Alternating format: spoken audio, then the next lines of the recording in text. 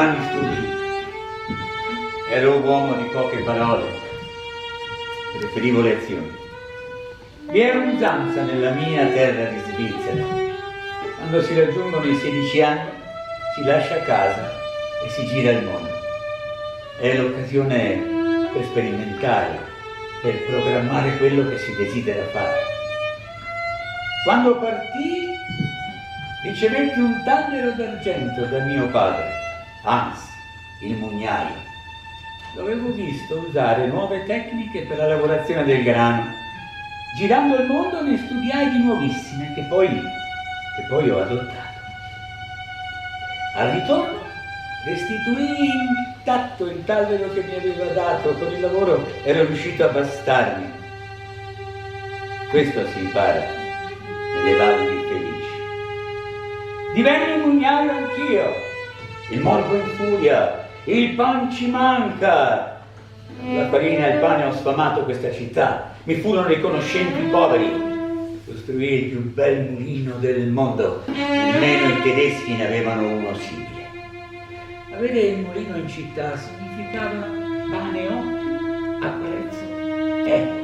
Il grano veniva trasformato e io a giusto prezzo lo rifornivo ai fornai che potevano vendere il pane a una cifra accessibile.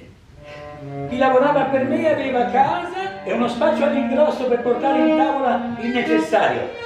Arrivavano la mattina puntuali sotto il grande orologio del mulino, un emblema per uno svizzero come me. Si lavorava sodo e io con loro. Oh. Non fui un santo, no, ma fui munifico e lungimirante. Mi sollevai l'agricoltura nelle campagne infestate dalla malaria, bonificai e costruii case, sì, sconfissi la pellagra che affliggeva la popolazione, persino le stalle costruii in modo nuovo, che le bestie avessero un loro spazio e un'adeguata pulizia.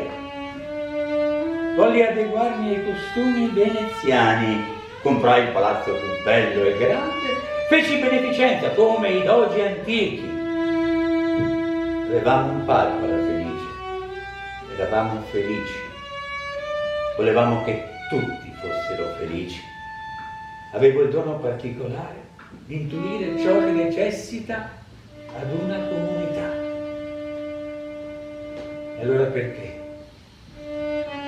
Perché togliermi la vita a quel modo? Perché? Quello che hanno fatto mio figlio. Attendo da anni. Da decenni attendo una risposta.